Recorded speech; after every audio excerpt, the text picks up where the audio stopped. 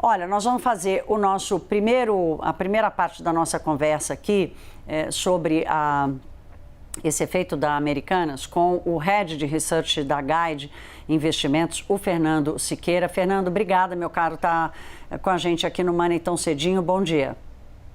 Bom dia, eu que agradeço o convite. Fernando, eu já começo te perguntando dessa surpresa que foi a reação da Magalu contra o dado contra a performance da Americanas. Quer dizer, a Americanas já era esperado que houvesse mesmo essa queda absurda, mas esperava-se também uma contaminação nas outras varejistas. O que aconteceu? A minha visão, Thais, é um pouco diferente. Eu acho que até, eu confesso que também cheguei a achar que fosse isso, que fosse acontecer, mas por conta do risco disso acontecer em outras empresas também. Eu acho que era assim que as pessoas estavam vendo. Mas tinha um outro ponto também que desde manhã a gente estava considerando, que muita gente estava vendido em Magazine Luiza ou vendido em Via Varejo, por exemplo, e comprado em lojas americanas.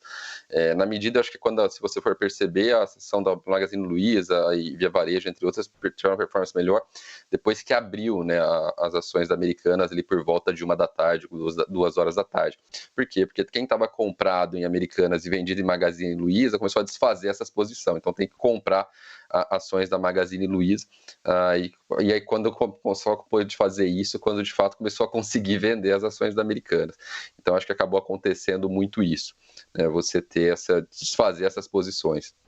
Fernando, a maioria dos bancos e corretoras que fazem recomendação de ações trocaram ontem as suas recomendações para venda, reduziram muito o valor, o preço-alvo para as ações da Americanas. Quer dizer, tem um tempo aí de digerir a informação, de entender melhor o que aconteceu. Ontem a imprensa explorou bastante toda a questão da inconsistência contábil.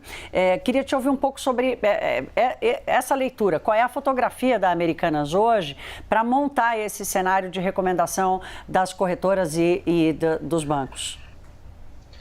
O que aconteceu, assim, pelo que eu vi, Thaís, muita gente tirou a recomendação. Assim, por quê? Porque para você fazer o valuation e dar uma recomendação, você precisa olhar os números, o balanço, fazer as contas e ver quanto a empresa vale. Na hora que a própria empresa fala, olha, o balanço, os números estão todos errados, a pessoa fala, então eu retiro minha recomendação, eu não tenho como dar recomendação. E a primeira leitura que as pessoas fizeram, inclusive que a nossa, é que assim, dado que a empresa valia 10 bi, 11 bi na bolsa, e o que foi falado é que tinha uma dívida não reconhecida mais, que era de mais de 20 bi, a hora que você faz a conta, então fala, não, dessa empresa que hoje, com a informação que eu tenho, valia 11, mas tem que tirar 20, vai faltar 9. Então a empresa, a princípio, não vale nada, né? Os acionistas deveriam colocar mais dinheiro para a empresa continuar funcionando. Então a impressão, assim, uma conta rápida diria que a empresa deveria valer negativo. Como isso não pode, ela ficou ali bem perto de cair quase 100%. Esse é o resumo da história. Claro.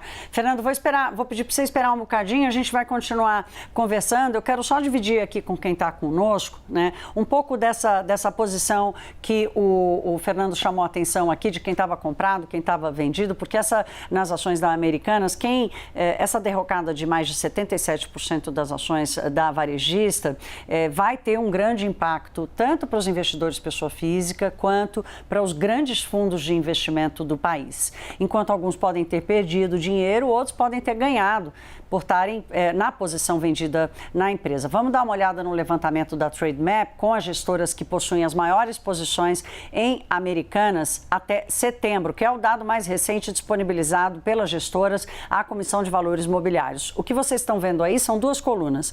Os fundos comprados, ou seja, acreditando que a empresa vai bem, vai se recuperar e as ações vão subir de um lado, e do outro lado, e vocês vão ver a diferença de capital, né? Então, 444 milhões da Mold Capital em posição comprada e o Itaú Unibanco do outro lado, né, com 44 milhões de posição vendida, acreditando que as ações iam cair. Então, do lado de quem está comprado, perdeu muito, do lado de quem está vendido, acabou ganhando. Mas esse balanço acaba sendo ruim, de qualquer forma, é por isso que eu vou trazer de volta aqui o Fernando para entender sobre quem ganha e quem perde com essa crise da Americanas, Fernando. Não, ninguém ganha. Acho que todo mundo perde. obviamente, uma situação ruim, gera essa questão da dúvida, né, sobre o resultado das empresas. Então, acho que, como você falou, né, muita gente esperava que fosse abrir em queda também Via Varejo, Magazine Luiza, entre outros, porque põe em dúvida, né, muitas empresas que têm um formato parecido com a Americanas, a pessoa fica em dúvida, mas será que isso não pode acontecer com essas outras também? Até porque o auditor que não percebeu o erro na Americanas é o mesmo auditor que vai estar na Magazine Luiza, na Via Varejo. Então, para o mercado financeiro é um evento ruim, assim, o saldo é que muita gente perdeu, pouquíssimas pessoas conseguiram ganhar. O lado positivo é que a boa parte das empresas, inclusive as mais próximas da Americanas, como foi o caso da Magazine Luiza, que eu já falei, Via Varejo, entre outros, sinalizaram que não existe esse problema, que o tratamento contábil que ela dava para essas operações que geraram o problema da Americanas é diferente, então que esse risco não existe. Então acho que começou o dia muito nublado com essa questão e ao longo do dia foi clareando, algo que foi até positivo.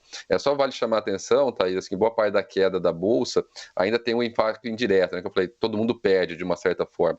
Porque quem sofreu bastante também ontem, que terminou o dia ainda muito mal, foram os bancos. Porque tem um problema, que essa dívida não... então essa dívida não reconhecida de 20 bi a mais, obviamente está na mão dos bancos, a empresa vai precisar fazer uma estruturação, a gente não falou, mas assim, eu já dei a dica antes, vai precisar colocar dinheiro novo, vai ter um aumento de capital, ainda que isso não foi confirmado via fato relevante, enfim, não precisa ter um conhecimento de finanças muito bom para saber que precisa desse aumento de capital e vai ser necessário algum tipo de reestruturação da dívida. Então, os bancos que tinham ali, eram credores da Americanas, de alguma forma têm o risco de sofrerem também. Fernando, quem sofreu ontem também foram as ações ligadas ao grupo 3G, que é do trio, né? Lehman, Marcel Telles e o Sucupira, são donos da Ambev, por exemplo. A Ambev perdeu, porque se eles que são considerados, né, assim, reis de compreensão do mercado, são majoritários não, mas são acionistas importantes da Americanas e deixaram passar um rombo desse, o que acontece nas outras empresas. E é sobre essa crise de confiança que eu queria te ouvir um pouco. Quer dizer, ela recai exatamente sobre esses que são considerados os maiores gestores, os mais eficientes do país. Como é que você analisa essa crise de confiança e como ela vai se difundir? Bom, como eu tinha falado, Thaís, as pessoas vão por aproximação, né? Então aconteceu na Americanas, aí os primeiros culpados, vamos dizer assim, da manhã de ontem, os próximos seriam, como eu falei, Via Varejo, Magazine, que foi quem abriu em queda e ao longo do dia melhoraram. Outros, por semelhança, quem mais que esses mesmos acionistas têm ações, né? Então, se eles eram controladores da Americanas e também são da Ambev, corre-se o risco da Ambev também ter esses problemas. Inclusive, isso já era esperado logo no começo do dia, também estava sendo bastante discutido, até por questões que já foram levantadas antes sobre a contabilidade da Ambev. Mas eu diria que assim, o risco é baixo, até porque, por mais que em cima, no board, são os mesmos acionistas, a administração é completamente diferente, o modelo de negócios é diferente. Americanas teve um problema, como eu já falei, foi um problema com fornecedores, a Ambev não tem tantos fornecedores assim, é um modelo bem diferente. Eu acho que o risco para a Ambev, na minha visão, é bem baixo. Cada coisa não suporta coisa, né?